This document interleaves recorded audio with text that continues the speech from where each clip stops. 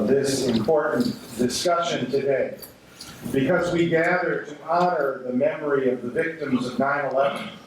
Indeed, we gather to salute America's strong and determined stand for freedom and the precious protection of life, liberty, and the pursuit of happiness. Our values, which come from age-old and time-tested traditions, are values that arise out of a commitment that there is indeed nothing more sacred than protecting each and every human being within our midst, that each person is worthy, and it is our responsibility to protect our fellow men and women. The response to 9/11, led by President George W. Bush, was indeed the singular force for providing stability in our country at a time of suffering and disbelief over the heinous terror attacks that murdered, maimed, and destroyed.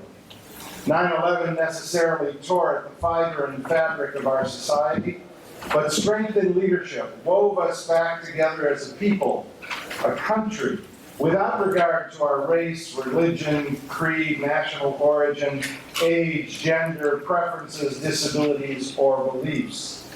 Instantaneously, in response to the attack upon America, we became one.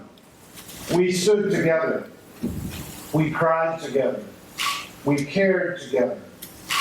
15 years have passed, and it is almost like yesterday.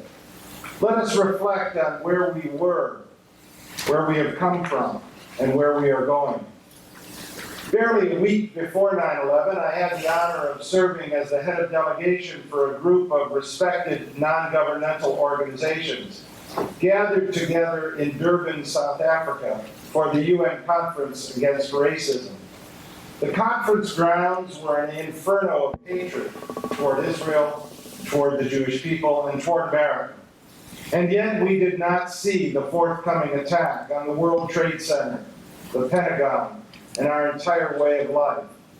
We did not see because it was not before our eyes in the United States, where the press, the people, the leaders would have denounced the very racism and hatred which spewed forth at the Durban conference.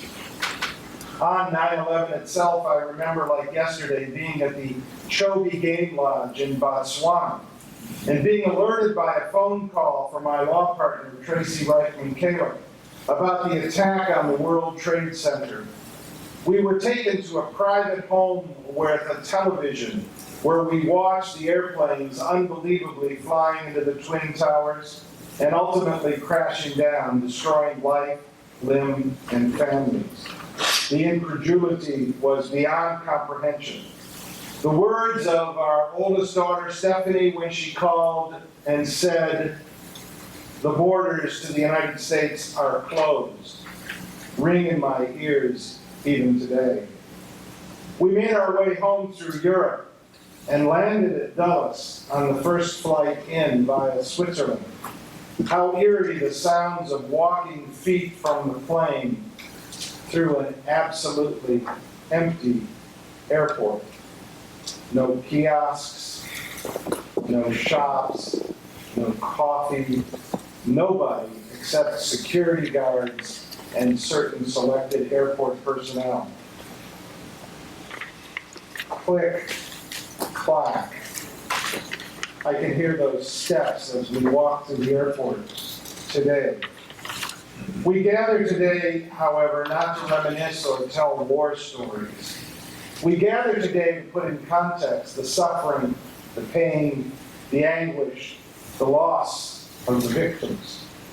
Families torn apart, the murder, the maiming, the damage unrepairable.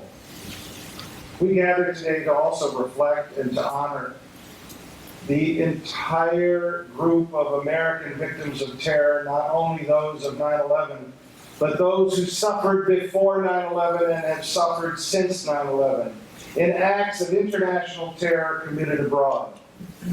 A few selected locations: Beirut, Jerusalem, Rome, Vienna, Amman, embassies, synagogues, homes, buses, cafeterias, individual lives, each precious, each lost or harmed.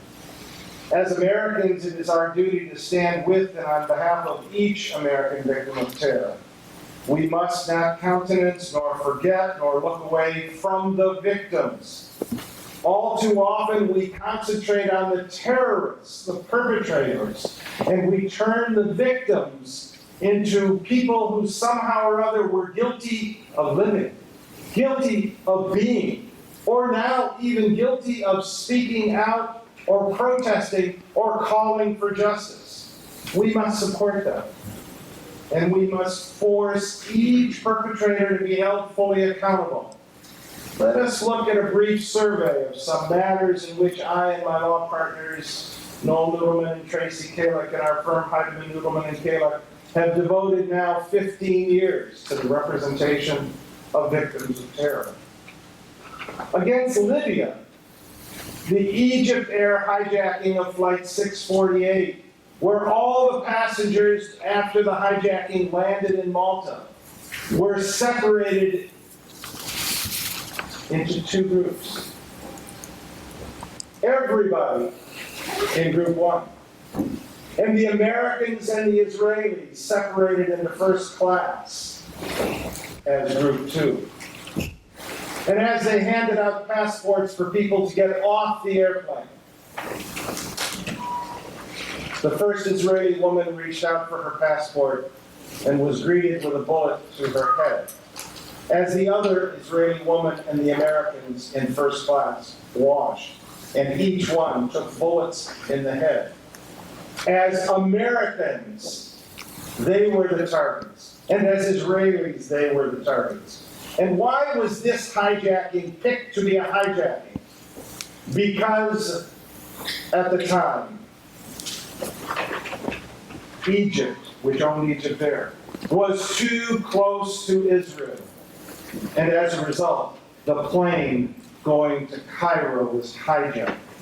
Remember the recent attack, which we still don't know if it was terror or not, as against another Egypt Air flight. We look back to 1985, we look back to just in the past months. An Egypt Air flight attacked in 1985 because there were Americans on that flight and Israelis on that flight. And let us look at the Rome and the Vienna airport attacks. The targets were the TWA and the El Al ticket counters, Americans and Israelis. And the trainers were trained by Syria, the Abu Nidal foreign terrorist organization, participants who got their money, who got their passports, who got their training. All of that occurred in Syria. And yet, more recently, the Amman hotel attacks. A federal judge here in Washington has recently found Syria liable for supporting Al-Qaeda in Iraq, for the sponsorship through the support of Syria, which continues to house Hezbollah and support Hamas and other terrorist organizations. And Iran. We represent the Marines, many of them, who were blown up in Beirut. And we represent the Bachman family, who lost their daughter, Yael, of blessed memory, who was a schoolgirl on Ben Yehuda and went to buy school supplies and was blown up by a bomb. A federal judge in this city has found the Islamic Republic of Iran guilty in a federal court of sponsoring the Marine barracks bombing and of sponsoring the bombing that killed Yael Bachman. And the Sbarro pizza bombing. Our client, Malky Roth of blessed memory, if her father, Arnold, were here today, he would tell you, hold the sponsors of terror accountable. And he wouldn't only say hold Iran accountable, or hold others accountable, or hold the terrorist organizations accountable. Arnold Roth, if he were here, would say, what about Al-Tamimi, who was released also in the Gilad Shalit exchange? And where is she today? She is a hero, not just a martyr, a living martyr. She is a hero in Amman. And nobody from the U.S. Department of Justice has taken one step to cause our great ally, Jordan, to arrest her and extradite her to the United States where she can be held accountable. My partners and I have interviewed terrorists in prisons. One of those is the terrorist who actually committed the Egypt Air Flight 648 hijacking. Today, he's sitting in maximum security prison in Boulder, Colorado, because the U.S. Department of Justice saw to it that he was arrested outside the United States, brought here to Washington, tried in federal court, convicted, and he is in prison for life. Other sponsors of terror need to be held accountable. The Palestinian Authority and the PLO. We have interviewed Ramawi, the shooter of Esther Kleiman, who died from a bullet on a bus, an Egged bus going into Jerusalem. He freely admits his taking of a Kalashnikov and spraying this Egged bus. Where is the accountability? He is in prison, but as you know from the press, the Palestinian Authority, according to current rulings by U.S. courts, cannot be held accountable because of jurisdictional issues. The banks, the organizations, the governments that sponsor terror, each must be held accountable. But that requires work and activity by our government, because only we have the ability to hold them accountable. Only we have the determination to hold them accountable. Not only accountable in our courts, not only accountable by the House and the Senate, which has provided leadership, but also accountability by the administration. It is indeed the strength of our democracy that permits each victim the opportunity to seek redress, to seek justice, to seek compensation.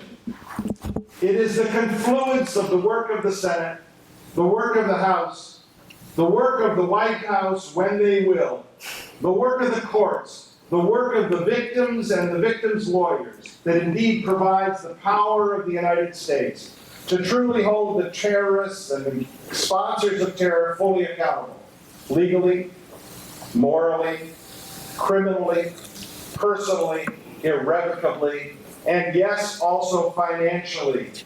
The pursuit of justice is noble. It is a task to which I and my law partners have been committed now since 9/11, and we will continue committed as we stand for justice on behalf of victims. But the pursuit, the seeking of justice is not enough.